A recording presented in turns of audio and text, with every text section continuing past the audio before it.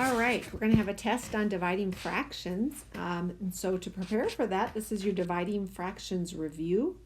Remember, when we divide fractions, our shortcuts that we know went along with the song we learned: keep, change, flip.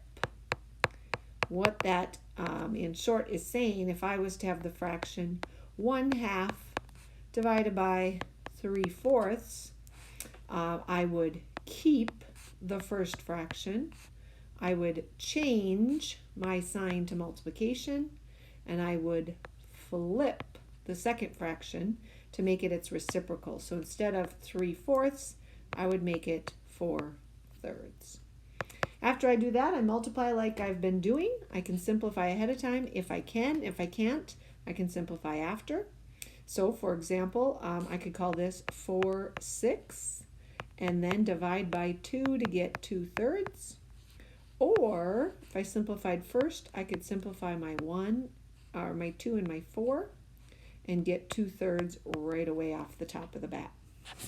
All right, I'd like you to pause this video. Go try these first 5 division fractions on your own, and then come on back and we'll go through them. Okay, hopefully you gave it a shot to try to solve these, because this is what you have to do on the test. So let's take a look at how I would do them.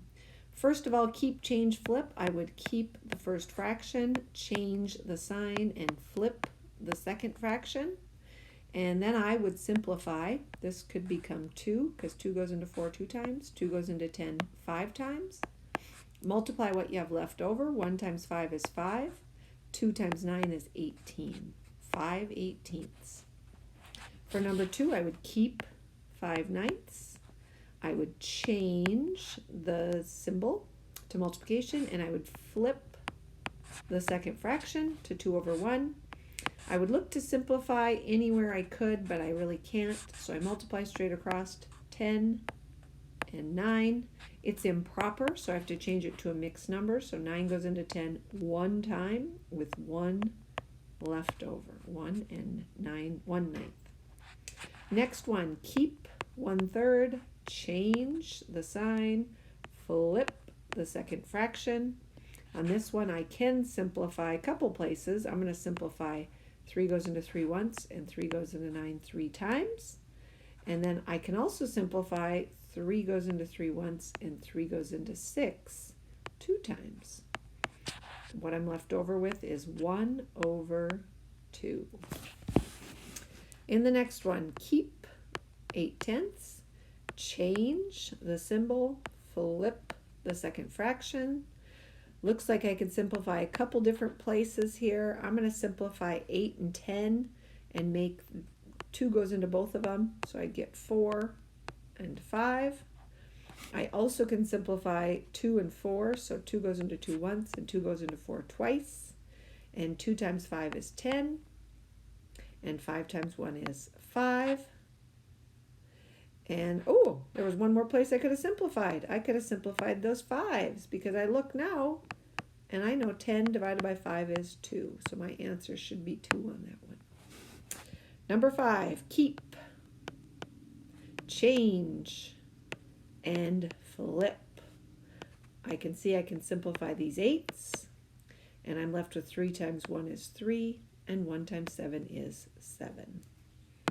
All right, moving right along. It says select the 2 statements that show correct reasoning for finding 12 divided by 3/5. Okay, so I know that if I was going to draw a picture and make 12 holes and then divide them into fifths and take 3 at a time, I remember my shortcut. It's like multiplying 12 times 5 and then dividing by 3. I know that was my shortcut. So which of these statements tell me that? Multiply 12 by 3. No, I'm multiplying 12 by 5, so that's not going to work. Multiply 12 by 5, yes. Then divide by 3. Yes, that is definitely one that works. Multiply 12 by 1/5? No, that's not what we're doing. Multiply 12 by 5, then multiply by a half. Well, I'm not even dealing with anything with a half. I'm dealing with 3. So no, that one's not going to work. It said select 2 statements, but just plain catch my mistake. This is only select 1 statement. All right, next one says draw a picture to show 4 and divided by 3/4. What is the answer? Go ahead and pause the video, try this one out on your own, and then come back. All right, to draw a picture, I'm going to draw, I think, circles. 1, 2, 3, 4. Those are my 4 holes. And I want 3/4. So I'm going to have to divide these guys into fourths. And then I want to take 3/4. So I want to take groups of 3 at a time. So there's one group of 3. Here's another group of 3. Choose different colors here. Here's another group of 3. Let's keep going with different colors. Another group of 3. And let's go back to yellow. Another group of 3. All right, so draw a picture and then show the answer. So I have 1, 2, 3, 4, 5. I definitely have 5 groups of 3/4. What I have left over is a 4th. Okay, but it's not what I want. What did I want? I wanted 3/4. And I only got 1/4. So if I had 3/4 here, 1, 2, 3, and I only had one of them, how many do I still need? I still need 2/3 of them because I wanted 3 of them to begin with, 3/4. So my answer would be I'm able to get 5 and 1/3 out of there. Let's see if that works. If I say 4/1 divided by 3/4, I keep the 4/1, I change my sign and I flip my fraction, and I get that. I cannot simplify, so I end up with 16/3. Now, if I divide 16 by 3, 3 goes into 16 5 times, and then there's 1 left over, so 1/3 is left over. That matches my picture, that matches my equation, so yes, that must be the correct answer. This one can be tricky. Make sure we don't put 5 and 1/4, because remember, she wanted 3/4, but which was 3 pieces she needed, and she only had 1 of those 3 pieces. Okay, moving right along, a couple problems where you have to interpret the remainder. It says George has 6 1/4 teaspoons of chili powder. He puts 7/8 teaspoon of chili powder into each batch of chili that he makes. Write a division equation to show how many whole batches of chili George can make with chili powder. Show your work and explain your answer. All right, so basically he has 6 1/4, and I'm trying to figure out how many 7/8 can I take out of that. So this is definitely a division problem. Go ahead and pause it, give it your best shot to see what you're dividing and what you come up with, and then meet me back here in a minute. Okay, so if this is a division problem, I have 6 1/4 divided by 7/8. That's what I would like to know. That's my division equation, okay? Well, I'm going to change 6 1/4 to a mixed number. So 6 times 4 is 24, plus 1 is 25/4. I'm going to change the sign, and I'm going to flip the, oops, forgot to flip it. Flip the second fraction. Now I look for where I might simplify. This 4 and this 8 I can simplify. 4 goes into 4 once, 4 goes into 8 twice. I don't think I can simplify anywhere else, so I do 25 times 2, and I get 50. and I do 1 times 7, and I get 7. And now I got to change it back to a mixed number so I can see what it looks like. 7 goes into 57 times. 7 times 7 is 49, so there's 1/7 left over. It says how many whole batches of chili can he make. So he can make 7 whole batches. He'll have some left over, but I have to answer and interpret my remainder, so I have to have the 7 whole batches. Next one, Julia has 5/6 gallon of lye that she uses to make her homemade soap. That's what's in soap. She will pour 2/3 gallon of lye into each bar of soap. Write a division equation to show how many whole bars can Julie make with the lye that she has. All right, so she has 5/6 of a gallon, and she has to use 2/3 of a gallon for each bar. So let's figure out how many 2/3 you can get out of 5/6. Pause it if you want to try it on your own, and then meet me back here. All right, so we have 5/6 divided by 2/3. I keep the first fraction. I change the sign. I flip the second one.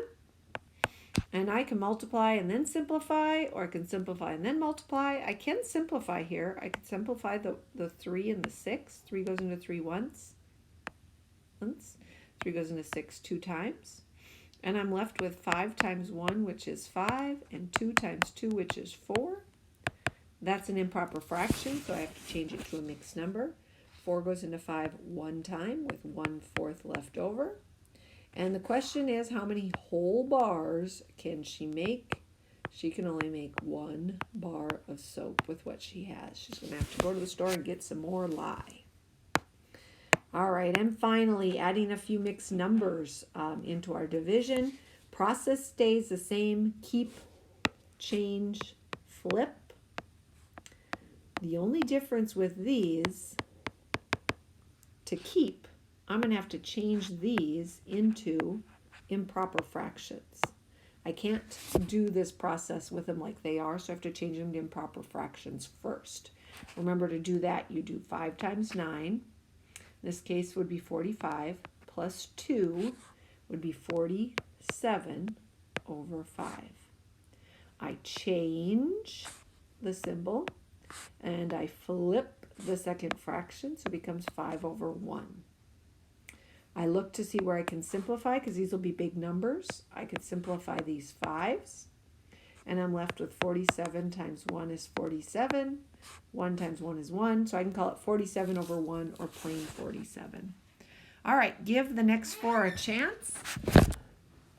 Try them out, and then meet me back here. In the next one, number 2, I would take 3 times 1 is 3, plus 2 is 5/3.